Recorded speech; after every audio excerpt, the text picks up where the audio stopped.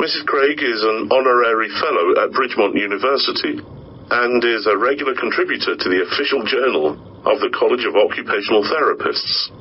We are pleased to have you here today to talk about career development in occupational therapy. So, please start off by giving us a little bit of history about the topic. Yes, thank you, James, for the introduction. I am very happy to be here to talk about a topic that is near and dear to my heart.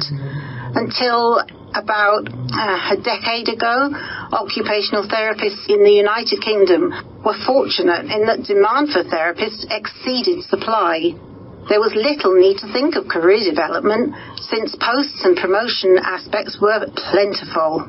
I understand that you're implying that the situation has changed over the years. Is that correct? Yes, and that's quite correct. Today, occupational therapists face the same challenges in finding a first post and developing their careers as others do. Fortunately, many of the attributes that make for effective practitioners in the field of occupational therapy are also valuable in professional development. In particular, flexibility, creativity, problem-solving, and lateral thinking. What have occupational therapists done with these areas of strength? Occupational therapists have combined these strengths with entrepreneurship to move the profession beyond familiar areas, such as the National Health Service and social services. We're starting to see therapists work in a much wider variety of posts. Quite interesting. What role has the College of Occupational Therapists taken to encourage this development? The College of Occupational Therapists has lobbied quite a bit for a change in how occupational therapists are educated.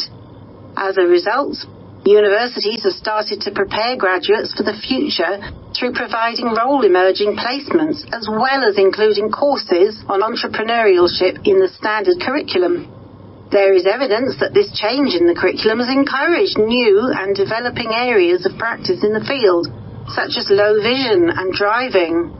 This is a wonderful development because just as our profession has become more diverse in the UK, employment patterns and career paths have become less predictable, which means therapists need to be prepared to be more proactive and flexible in developing their own career paths. What exactly do you mean by flexibility?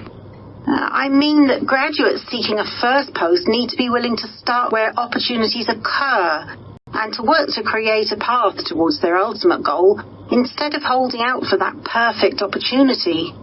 A short-term post in occupational therapy or a related area can provide both experience and an employment reference. This can be combined with postgraduate study to widen knowledge in a preferred area and enhance employability. In addition, working in the voluntary or private sector provides a different perspective that can be applied to work in the public sector. In the end, each therapist has to make choices that will move him or her in the direction of the next career goal, and also be open to discover new areas in the field not previously considered. What kind of career path do occupational therapists with a bit of experience tend to pursue? Once experience is gained, most therapists pursue a clinical career. But other avenues also exist, for example, in management, education, private practice, and research. There are now more opportunities to combine roles in lecturer, practitioner, or clinical researcher posts and to pursue private practice on a part-time basis. It is becoming more and more common for therapists to work for different employers and to move between the public, private, and voluntary sectors.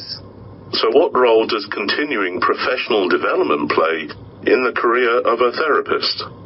Well, continuing professional development is at the heart of an occupational therapy career.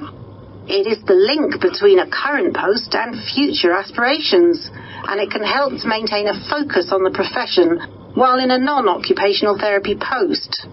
Professional development, along with active participation in the professional association and keeping up to date by